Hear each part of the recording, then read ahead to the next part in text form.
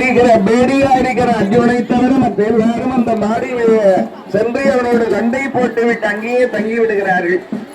அப்போ கௌரவ சேனைகள் நாடு நாட்டினுடைய தெற்கு பகுதியிலே வந்து கண்ணலுக்கும் சென்னலுக்கும் தீ வைத்து விட்டு ஆரவாரம் செய்கிறார்கள். பசுக்களை எல்லாம் கவர்ந்து கொண்டு ஆரவாரம் செய்கிற பொழுது பெண்கள் எல்லாம் ஆண்களை போல வேடமிட்டுக் கொண்டிருக்கிறார்கள். அப்போ அந்த சுதேட்டினுடைய பிள்ளையாக இருக்கின்ற